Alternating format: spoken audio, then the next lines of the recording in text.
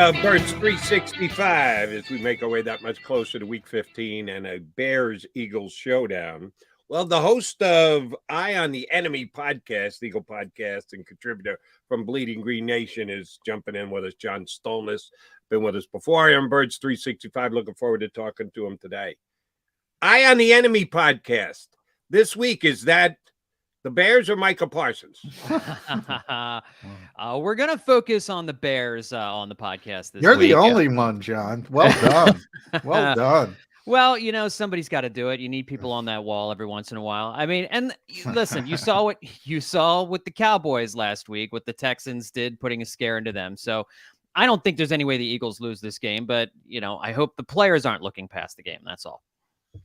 And they've done a good job, actually. Jalen handled it really well. Jordan probably got people excited. I don't know who the Cowboys play, but they should better focus on them. What did you think of the comments, though, on Micah Parsons before we focus on the Bears? Did you find them disrespectful? Jody and I did not, but I'm interested in people and their views and their perceptions.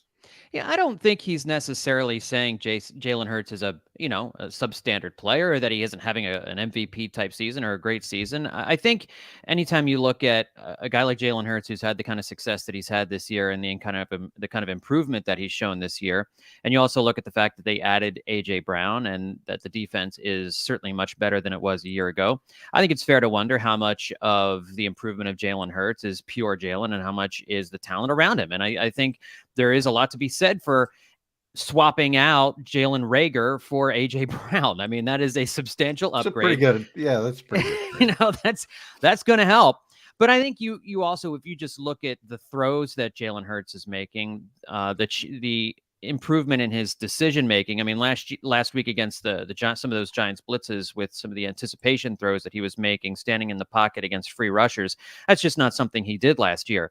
And so those are the kinds of improvements that you can see that don't necessarily reflect, they're not necessarily because of the talent around him. But I will say you play with a lot more confidence when you play with better players. And I think that's fed into Hurts's improvement. And so it's certainly, you can spin it into bulletin board material. I hope Eagles players are doing that, but I don't necessarily think Parsons was trying to take a shot or anything. Yeah, it's one of the most talked about things in Philadelphia. Yeah. And it I'll tell you why it annoys me more than anything else. The Eagles are 12-1. A comment by a player, as good as he is, and he's a legit defensive player of the year candidate. And yes, we know he's in the offing just 9 days away. In the middle of a season where the Eagles are having a historically good year, we're focusing so much attention on something that somebody said that is pretty damn irrelevant that I'm sorry, it bothers me. And maybe I'm a little thin-skinned, but let's move on to the Bears. How many games in a row have they lost? 6 or 7 or somewhere thereabouts? Yeah. It's been a while since they figured out a way. A lot of close games, though. That's the narrative this week from the Eagles. They play a lot of close games. You got to watch them. When Justin Fields plays, they play close games. And by the way, he wasn't in practice yesterday. He was sick. No, he was sick. Yeah. Yeah, that's something to watch for sure. I think with the Bears, you guys said it right before we came on, they don't have an identity. They don't really know what they want to be. They don't have an offensive system in place that plays to Justin Fields' strengths. I mean, they should be doing very similar things to what the Eagles are doing right now. You know, a lot of RPO, a lot of designed runs for Fields, and I mean, they're obviously allowing him to create more with his feet over the last couple of months, and they've been more competitive since then. But you know, the Eagles defense has shut everybody down the last couple of weeks.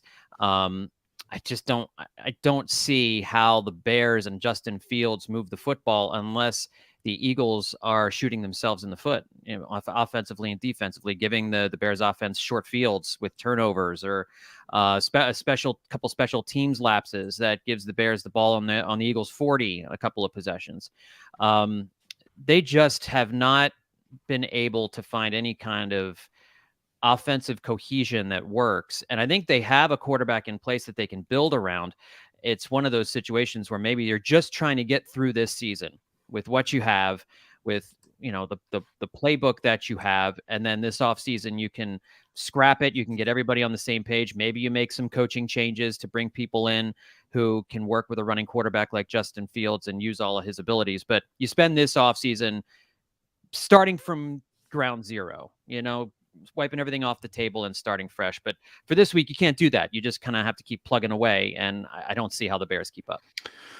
The one thing I guess that concerns me a little bit is I've been talking all year. It's really difficult to game plan for the Eagles because of the +1 aspect that Jalen Hurts offers from the running game perspective. Now, you combine that with all the talent, as we said, it becomes even more difficult for an opposing defensive coordinator.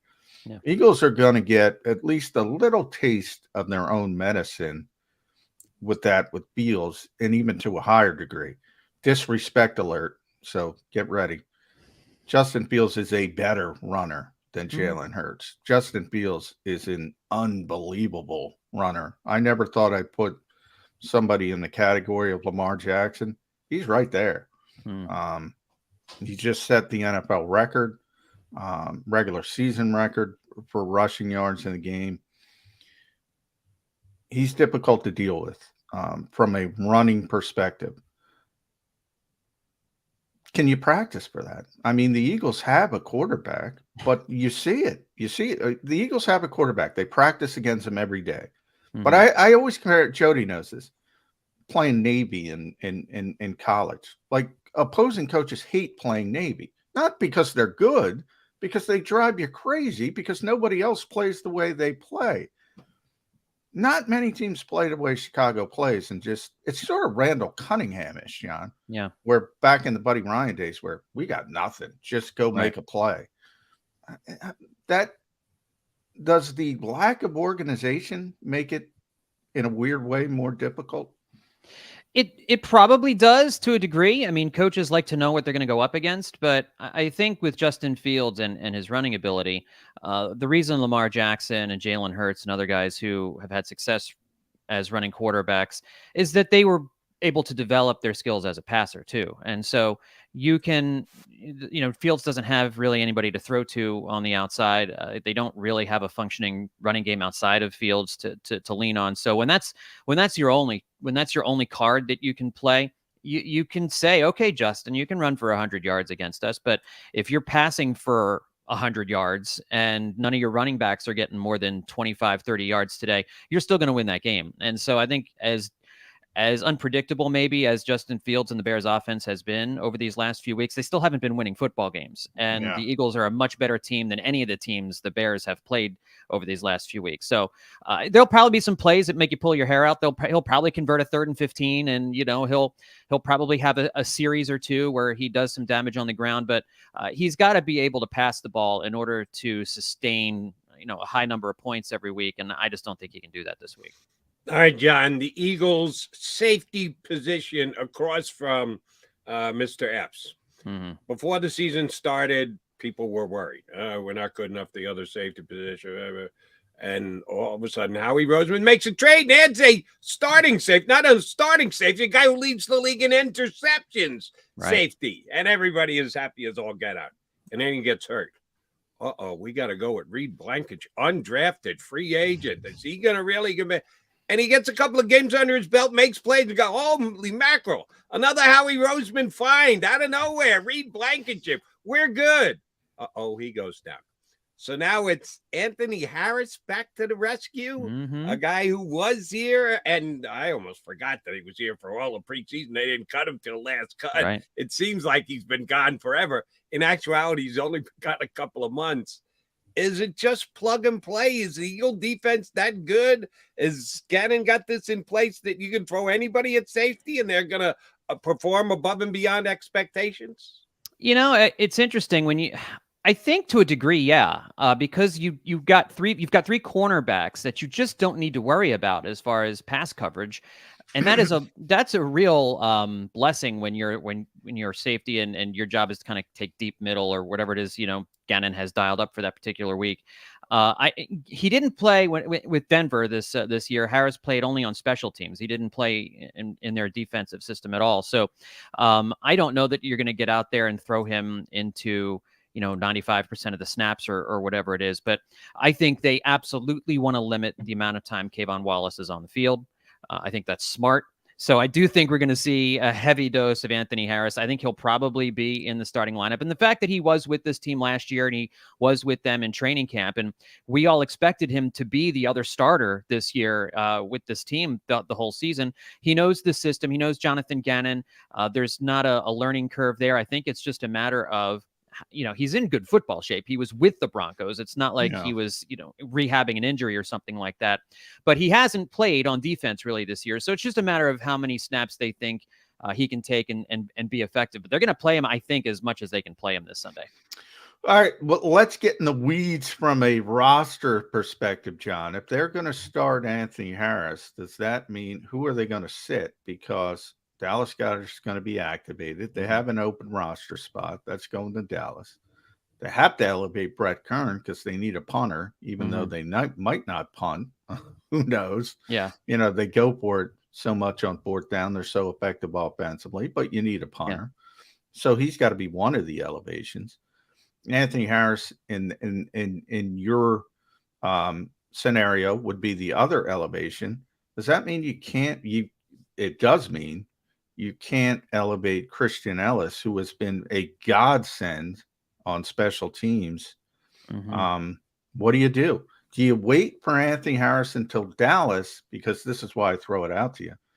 Kayvon is good in run support, not a good pass coverage safety.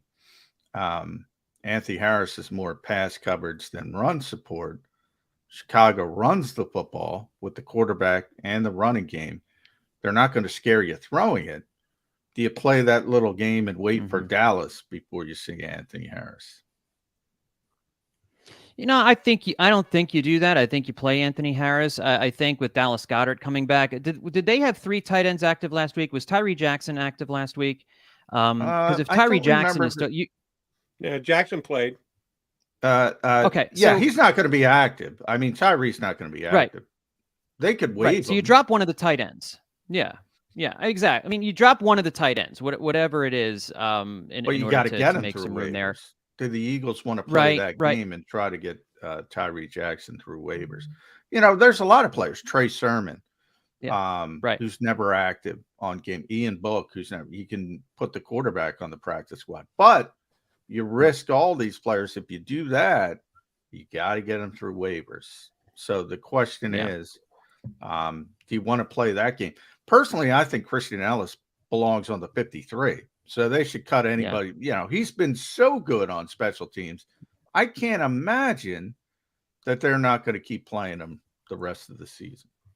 Yeah, I would keep. I would. The special teams were a real problem, and he has been a big help. I would be more comfortable keeping him and risking losing a guy like Tyree Jackson on waivers. I mean, Dallas Goedert was out these last 4 weeks, and frankly, Calcaterra and Jack Stoll were far more useful than Tyree Jackson was. And I know Jackson, they like him. They think he might have a future there, but you've got Dallas Goedert here for forever. That's kind of the direction I think I would go is lose whoever your whoever the team believes is their fourth tight end. I don't know that teams are going to be clamoring to get themselves a Tyree Jackson at this point in the season. You know who I would expose? Ian Book. Yeah, I couldn't pick him out of a lineup, to be truthful with you. If you put a lineup in front of me, Eagles third string quarterback, I guess that one of the guys. You don't remember him from Notre Dame? He played a lot of high profile games at Notre Dame. He had a helmet on whenever I saw it. You take the helmet off that guy. I could Ian Book. Oh no, that's John Stolnis. I'm telling you, right. I could incorrectly identify Ian Book. I have no idea what the guy looks like. And the way that he plays also, that adds into it. Yeah. NFC game this week. Bears are a bad team, admittedly. The standings say so. The numbers say so. Everything says so. But there are certain reasons why people are looking ahead to the Cowboys. The Eagles have said all the right things, but are they thinking all the right things? Certainly, we brought this up before we ever got to this week. The look-ahead game of the year is the Chicago game because it's The Giants before, the Cowboys after, on the road. There are a lot of elements that point to this game as a trap game, look ahead game, call it whatever you want. I know you understand the point I'm trying to make. Should anybody have any fear about that? Or is it just, Jody, the Eagles are the best team in the NFL and the Bears are one of the worst teams in the NFL. Even if they are not 100% focused, doesn't matter. Talent's going to will out and the Eagles are going to win this game handily. How do you look at it? It could be that Eagles fans, knowing what happened with the Cowboys last week against the Texans, knowing that, sure, on any given Sunday, that could happen to you. You could be looking past a game or you just might not have your A game that day. I do believe in trap games. I do think they're a real thing. I know there are a lot of people who don't believe in that, but with Jalen Hurts and this team, they've proven to be almost impervious to trap games. I can't remember the last time the Eagles fell victim to one of those. I mean, could you argue? I don't think the loss that they suffered this year to the Commanders was necessarily a trap game. They just suffered a lot of bad luck in that game, and the Commanders had a great game plan that they took too long to adjust to.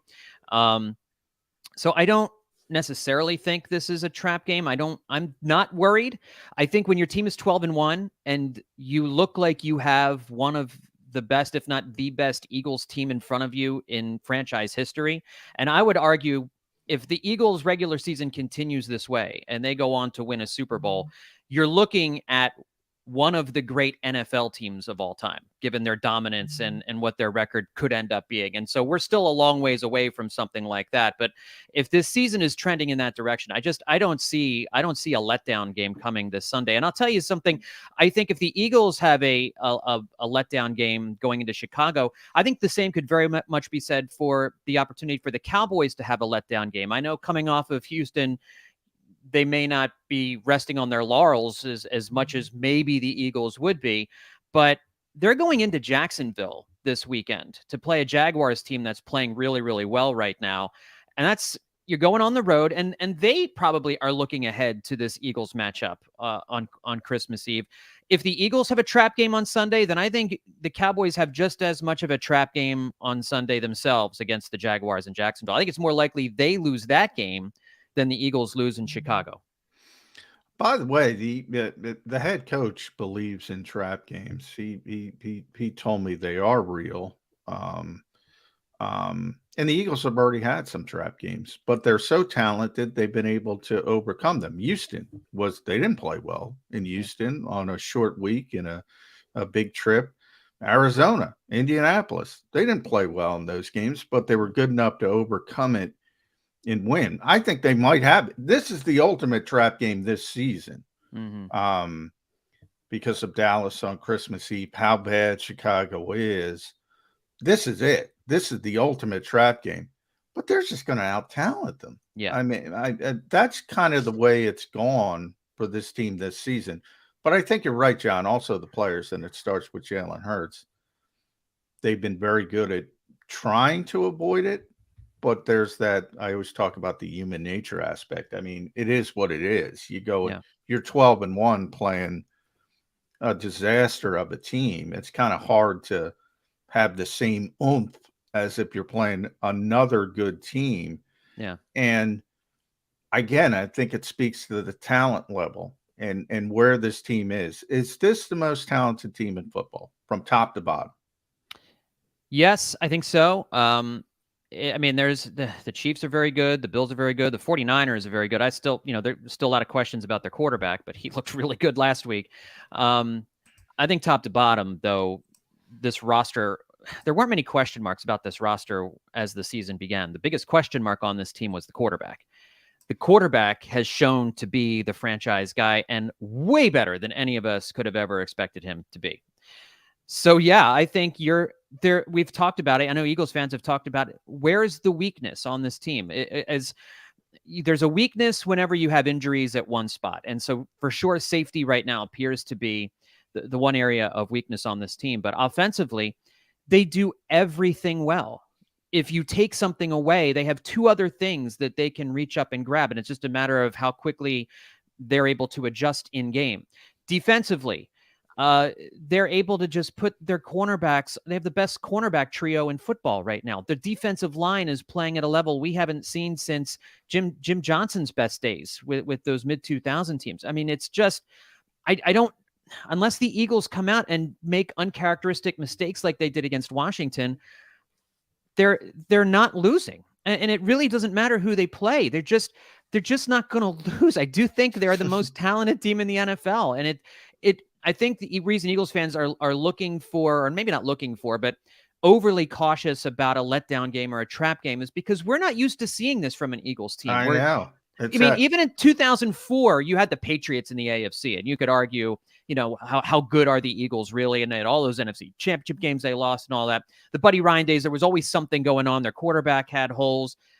But this team just doesn't look like they have any flaws, and that's really weird. Amazing. Real quick, funny story. Nick Sirianni was wearing Jason Kelsey's new underdog gear yesterday, the sweatshirt and the hat.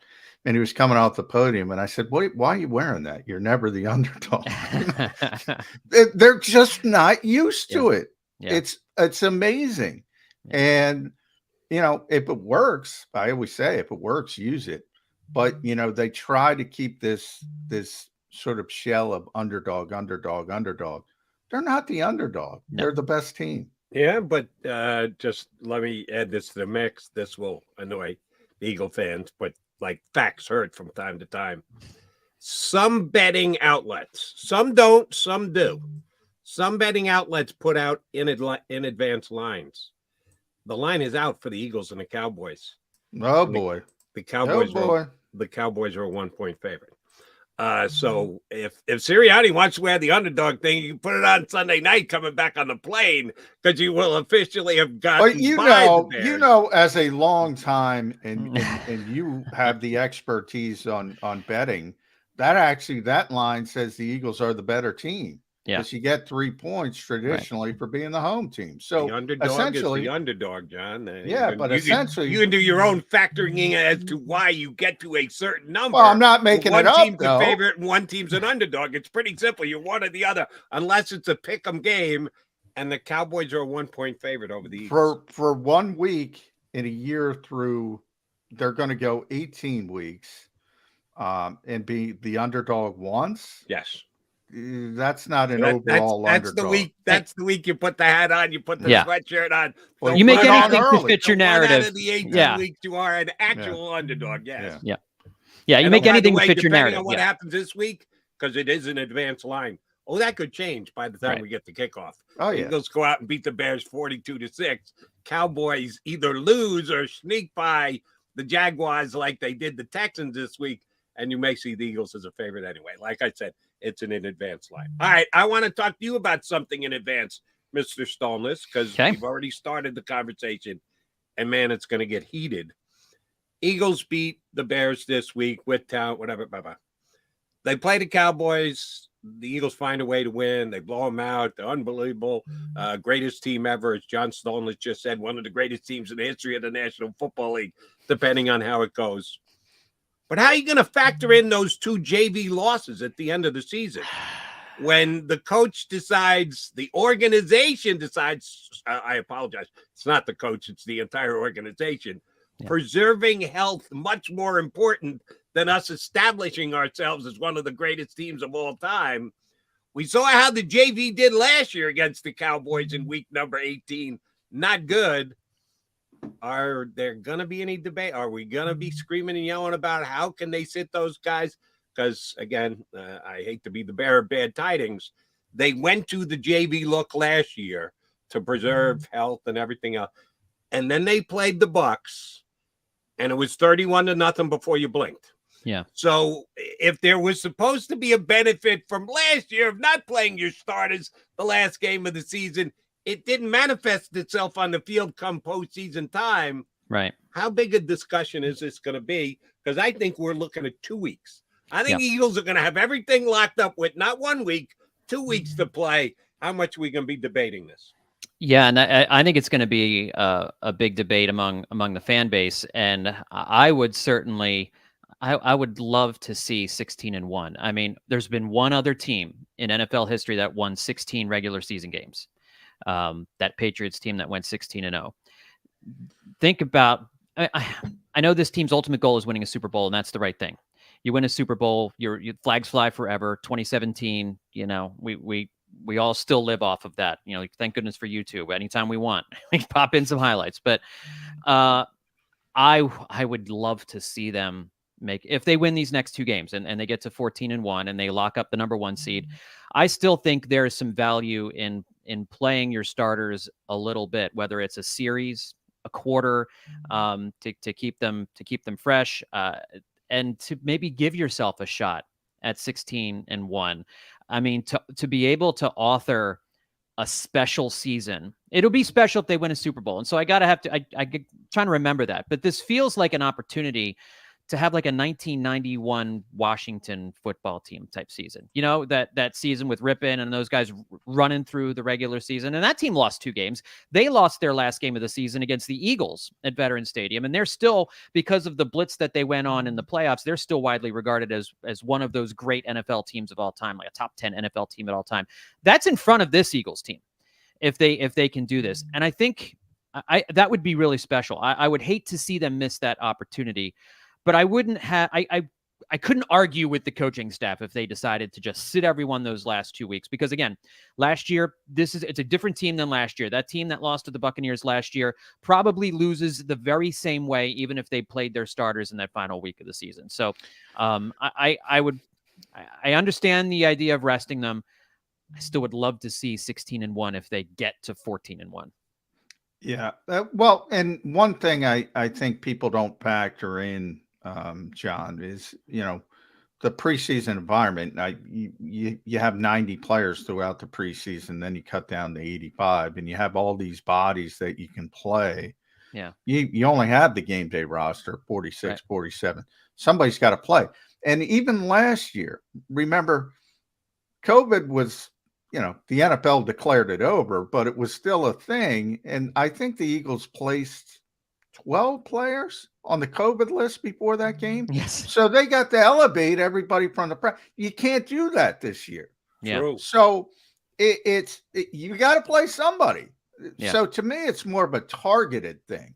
Do you rest Jalen Hurts? Do you rest AJ Brown? Guys got to play. Yeah. There's only so many bodies. They have to play, and you can pull them at halftime or whatever and try to get through a game. But the numbers make it almost difficult to just completely shut down. Right. I think that's true. And, Devonta Smith, has to play or some point. I mean, you can't make Quez Watkins your one and try to fill out the rest of your receiver group with guys under Quez Watkins. I mean, you can have a Watkins Pascal game and go 3 tight ends all day. Yeah. But I don't know that's not a good look necessarily. And the NFL, especially because they're probably going to be playing teams that are fighting for a postseason spot. I'm blanking on who their I know they play the Giants in the final week of the season. And I'm blanking on who their second to last game is. Saints. The Saints. Yeah. So you got that. And that's the other thing to factor in, that Saints pick. If you beat the Saints, you improve your draft position. Yeah, they want to win that game. So I think it'll be some combination. Like you said, they can't do what they did last year. Well, all right. I'm going to ask you to look into the crystal ball here, and it'll seem kind of far afield, but I think it's important. In 2023 NFL season, Miles Sanders will be carrying the football for what team? Oh, boy. Yeah, he's emerged as a really important person in this offense. I think, could they franchise tag him? They haven't. I can't remember the last time the Eagles franchised someone. And I don't know they want to pay that much to a running back. He's going to make a lot of money. I think the number is actually still pretty big. Yeah. A guy like Christian McCaffrey runs the average number up. Yeah, there's certain guys that ruin the number. Dalvin Cook, Ezekiel Elliott. There's some guys who got paid big money, so they kind of ruin the number. I mean, you don't have, outside of your first round pick, you've traded away a number of your draft picks here in the 23 draft. So you can't really get a rookie running back, and you're not going to spend your first round pick on a running back. I don't think they feel like they can just hand the keys over to Kenny Gainwell to be your Miles Oh, Sanders type guy. Hell Now, no. I haven't looked at who's available in free agency, so I don't know those names off the top of my head. Starts with Josh Jacobs. That might actually help the Eagles and Miles because there are a lot of good running backs set to be free agents. And, you know, as good as Miles has been, I think it starts with Jacobs. And if anybody's getting big money, it probably starts with him. But we'll see how that shakes out. Last one from me, John, Apollo John, at John Stolnis on Twitter, bleedinggreen.com. Read them there. Eye on the Enemy podcast and the Good Fight. I always jump that in for the Phillies. Give a little Phillies love, hot stove love. Yeah. Jody said, where's Miles Sanders going to be playing next year? Where's Shane Steichen going to be coaching next year? Because it isn't here. No. Well, I mean, you look at Chicago. He could be playing the team. Oh, Matt Eberflus, one and done. Yeah. Well, I mean, if you have an opportunity to get an offensive-minded head coach with a quarterback, that's the way they should have went to begin with. It is. Yeah. It was galaxy brain stupid what they did, bringing him in with that young quarterback. That just makes it. I think you want to use Shane Steichen's perfect spot would be a team that has a good young quarterback that you can build around. And I think Chicago has the possibility for that with Justin Fields. I think we've seen that. I'm going to throw one out to you, John. What about Denver? Because Nathaniel Hackett's gone. Yeah. Now they have Russell Wilson, a veteran quarterback, but I think Shane's proven he will morph to what he has. I think that would be a nice landing spot for him. Yeah, I could see that because Denver, they have enough talent elsewhere, especially on the defensive side of the ball, to win football games, to be a competitive team in a division that's not as good as I think we thought it was going to be. Now you got the Chargers and the Chiefs, and you've got those two quarterbacks out there. They're always going to be tough, but Denver can be a playoff team out there. They can be a contender in the AFC West if they can get their act together. So I think that could be and Denver has always been an attractive place for coaches to go. It's always been a great organization. They have a winning culture there. And like you said, they have Russell Wilson for a long time. So there's some certainty at quarterback. So I think that could very easily work. Yeah.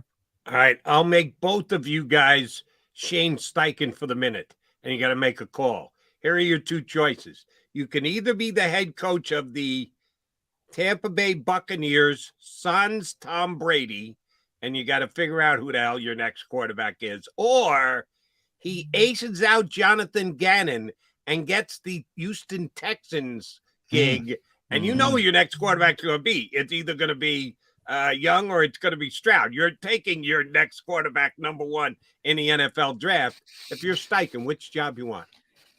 I would be terrified to go be the Texans head coach because that is an organization that has never had any success at all. And even though they've had early first-round quarterback picks, it's almost as if whoever the Texans pick, it's going to be the wrong guy, or the guy is going to get injured and blow out his ACL, and he's never going to play again. So I don't know that you can look at the Texans for those reasons and say, I can't take that job. You're right. In Jody's scenario, I would have to take Texans because at least there's a clear path to the quarterback. Right. Hopefully you have a big word in who that quarterback is going to be, but I hear you. That organization has been a disaster.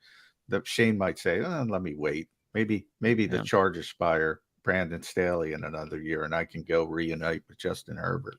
And and maybe what you see with Tampa too is they have so much talent around the quarterback. Who knows what they can do in the offseason, if swing a trade for Lamar Jackson or something, There we go. Something. Yeah, I mean, that would be pretty good. So yeah, I like you can, when you have a lot of talent, you can kind of get away with a little bit at quarterback like the Lions are doing right now. Yeah. Hey, by the way, guys, I was talking to Dallas Goedert for a long time yesterday, and out of nowhere, he told me, Jody, I swear, I didn't prompt him at all. I swear, out of nowhere, he told me the Lions are the best team the Eagles have faced this year, talent-wise. He said, I don't care what anybody says. The Lions are the best team. Might be a slight overstatement, but they scared the snot out of me. They're playing the Jets this week. I had a Jet buddy text me and make a pick on the game. He's picking the Jets. And I said, sorry to say, I don't think that's happening this week. I kind of got on the Lions bandwagon over the last couple of weeks. And I was shocked when he said it. I was like, what? Really? He said, see, now that's being utterly disrespectful to the Minnesota Vikings, the Dallas Cowboys. How dare Dallas Goedert not give respect to the Cowboys? Funny, I don't think we'll hear that hue and cry from Eagle fans here on our stream. How dare Dallas Goedert not give respect to the Cowboys, to the Commanders who beat the Eagles? Lions didn't beat the Eagles. Yeah. A lot of disrespect. Yeah, good point. A lot of disrespectful, guys. So disrespectful. John Stolnis, you never are. We appreciate it whenever you jump in with us. We will be inviting you back for more disrespect at a future date. Thank you very much for joining us today. Always happy to, guys. Take care. Thanks, John Stolnis, Eye on the Enemy podcast, Eagle podcast, and contributor on bleedinggreennation.com as well. Johnny Mac coming back. We kind of teased this right before John get on. I want to ask John about it. John McMullen.